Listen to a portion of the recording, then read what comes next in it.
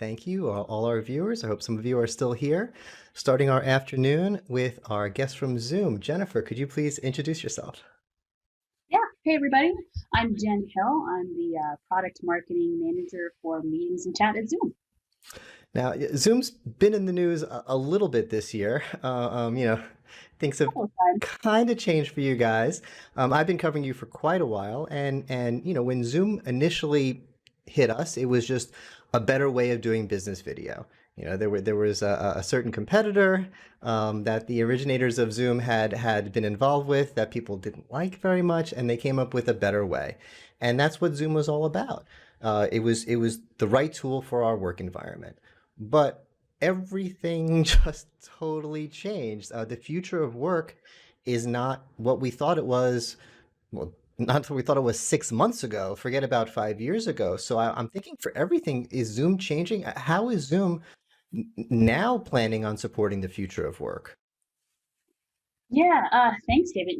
We Zoom had always envisioned a way that we could connect the world better and make human connection. And so I think that's really the strength of Zoom is that we are focused on the end user experience, and that has really propelled us with our ease of use to get into a lot of companies because consumers started using it and it became really popular. So that catapulted Zoom forward into where we are now. But that future work, like looking forward, you know, the future of work means different things to different people. And no matter how that future of work really looks, there is a need for security and reliability and to be wherever people are and how they want to work. Because we're seeing distributed workforces, global teams connecting in different ways, people moving because of pandemic issues and whatnot. And so, because of this, Zoom is going to continue to focus on our security and reliability that has been so popular and that has really made us the go-to platform for a lot of users. So we haven't stopped that focus. We had a 90-day security focus that we've gotten out of, but we're continuing to beef up our security and add a lot more features in the future. And in meeting where people want to be. So people, want to meet on virtual video conferences, and whether they're sharing their video or not. So we're keeping that optimization for their video. People also want to just call others right around the world, and so we have Zoom Phone that launched actually with global availability last week. So that our users can call anyone on a really easy call plan and escalate to a video call if they want to. You can start a simple conversation by calling your friend and then saying, hey, let's just take this on video and let me show you what I'm working on. And then with one click, they can move on to a video call. So we have that kind of complete platform for how our users are wanting to connect with each other.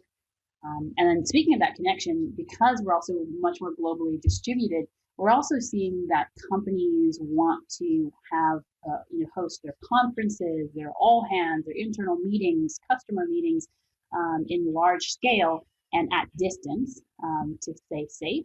And so our Zoom webinars are also seeing a lot of popularity these days as a go-to platform for those types of meetings. So I think, David, although we don't know what the future of work really is, we have all the tools to support wherever that goes. No, it's funny what made Zoom successful before the pandemic really kind of suited for the pandemic. Zoom was one of the first companies to start what I call the bottom up approach. The way we used to sell video in business is we talk to the CEO, or usually the CTO, the boss, the decision maker, and we would say, you should use this video service because of this bandwidth efficiency, or because of its cost, or because of these business considerations. And the boss would buy it, and everyone would have to use it whether they liked it or not.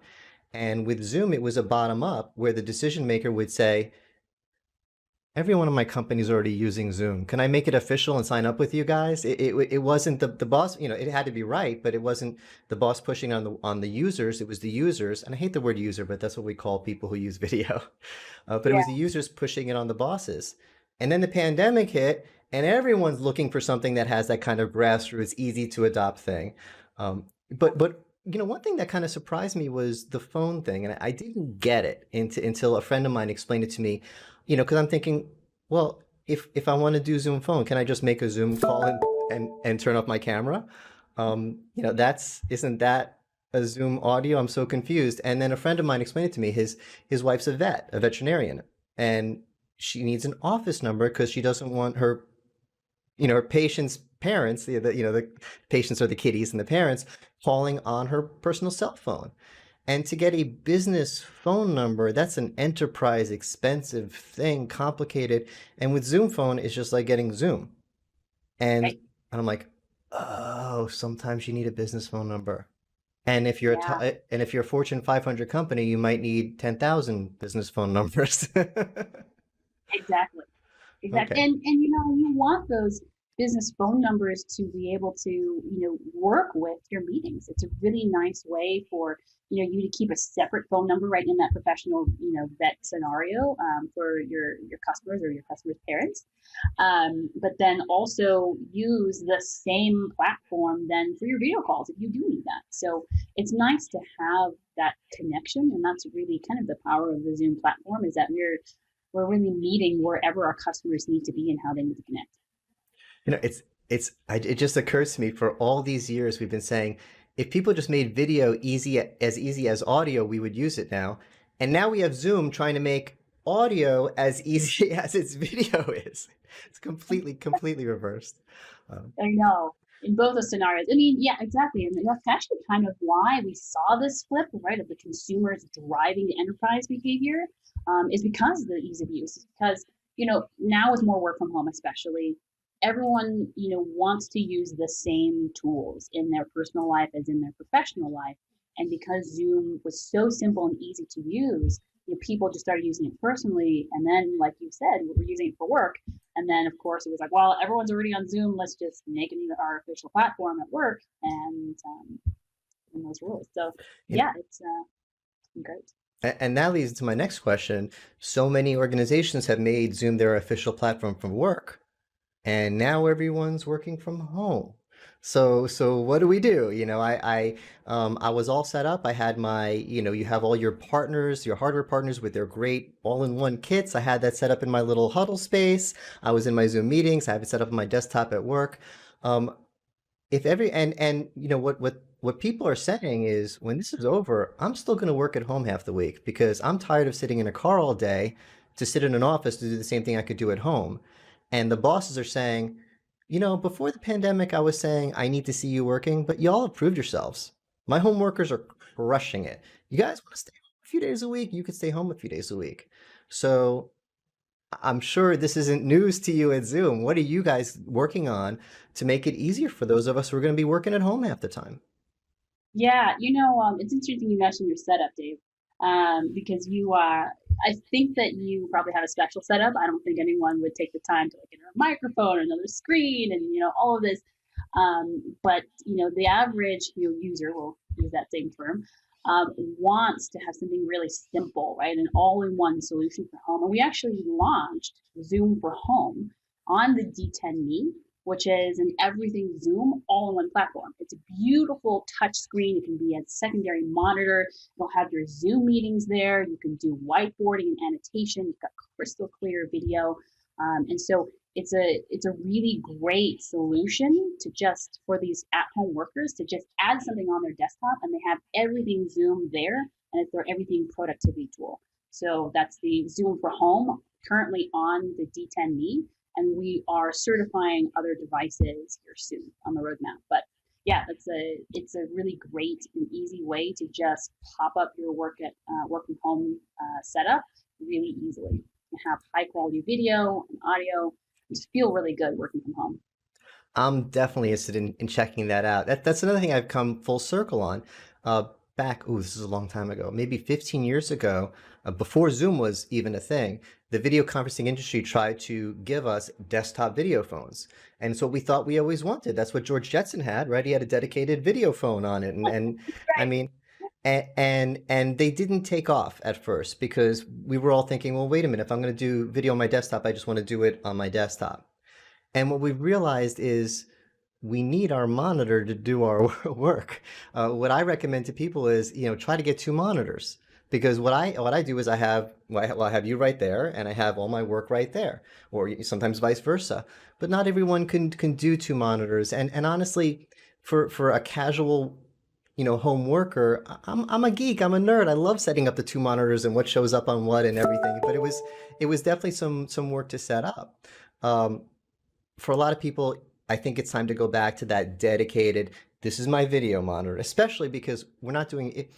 If you're doing one video call a week, to have a dedicated thing on your desk like we did back then, that didn't make sense. But we're all on video all day. I think a lot of people are going to be pretty happy about that.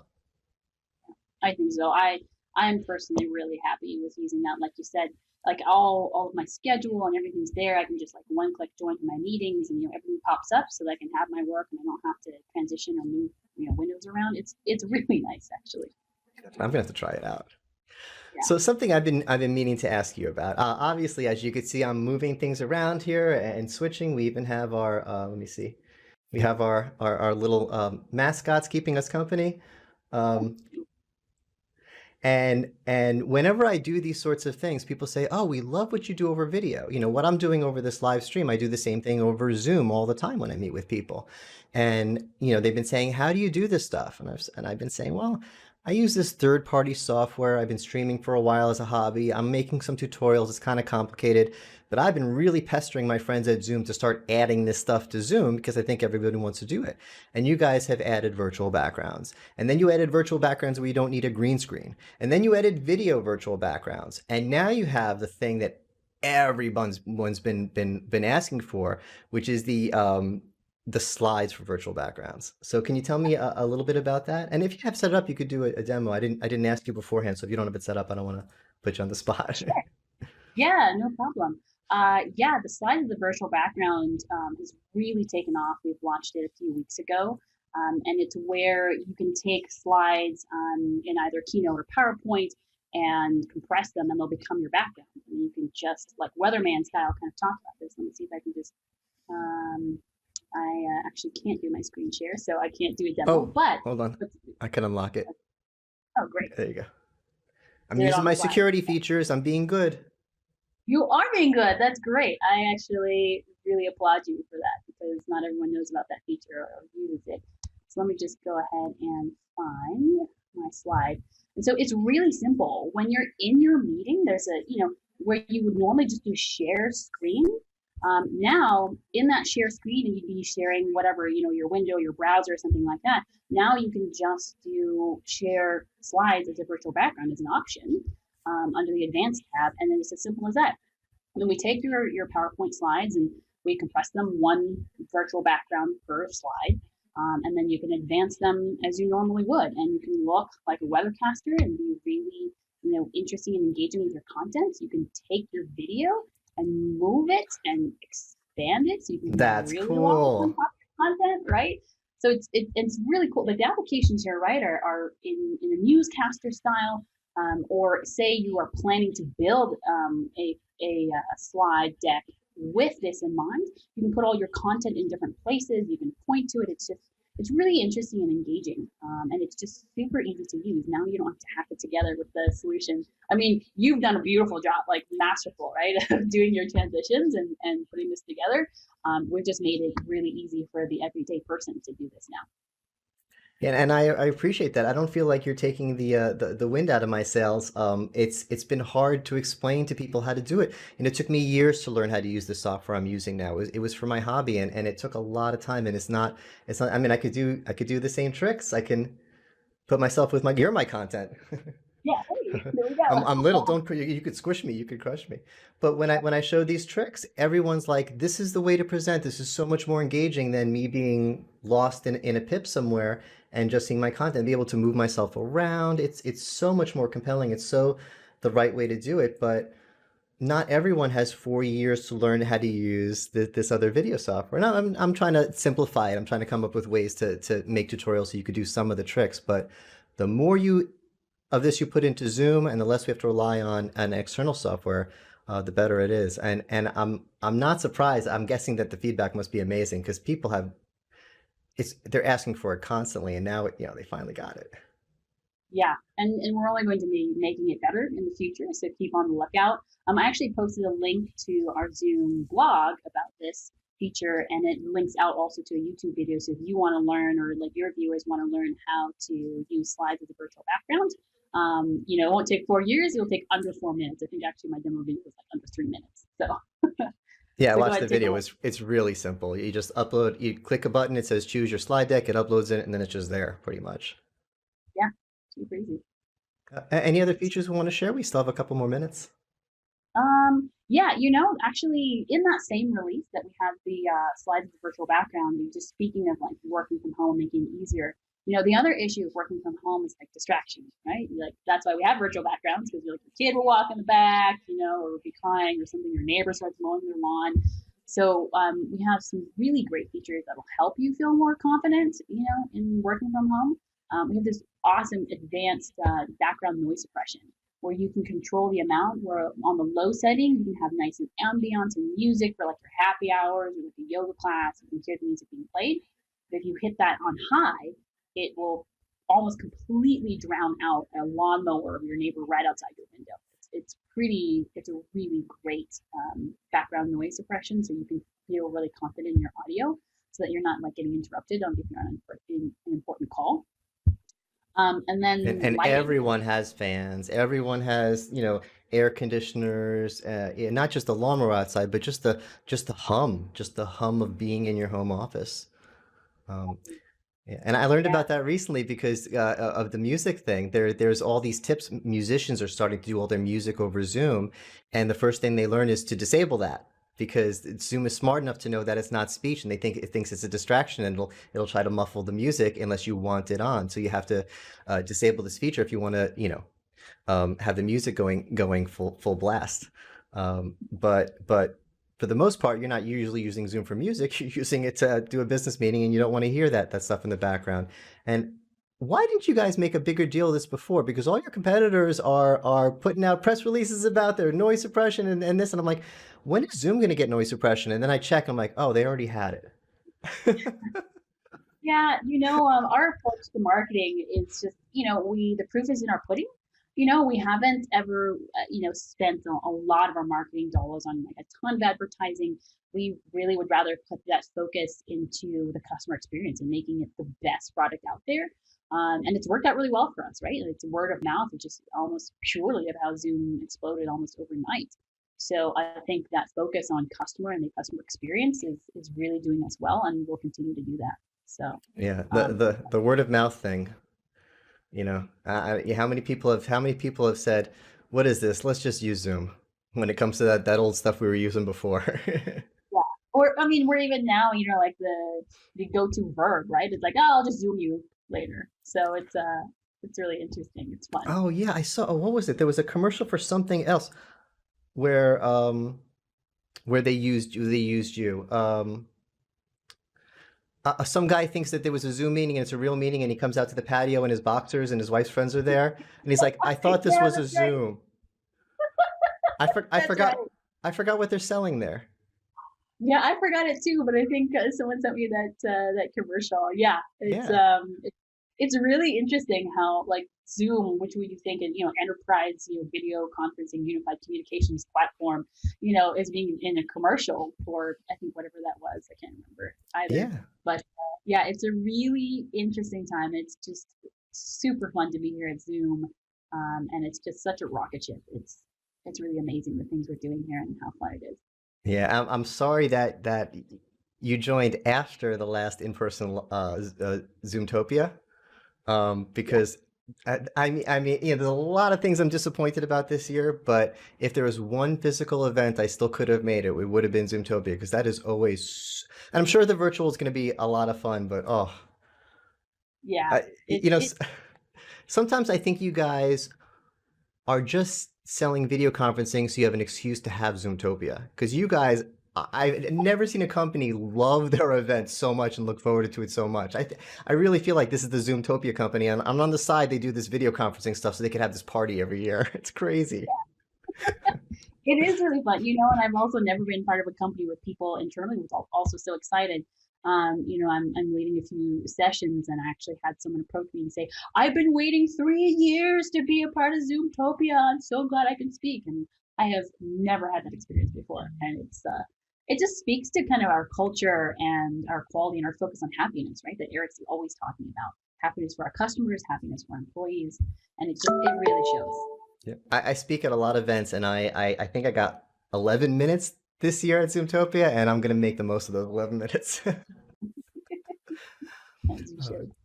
Well, thank Um, you so much, Jen. This was an awesome conversation. Totally short notice. You just jumped in and you rocked it. Really appreciate it. Hope to work with you again on similar things. We're going to be doing a lot more of these. I think this is the way we're going to be doing live video. These high stress events, it just doesn't work for me. It's just, let's just have some friends on and chat. yeah, it is. It's really nice for this personal conversation. Thanks for the invite, David. I had a lot of fun talking this Thanks so morning. much. Take care.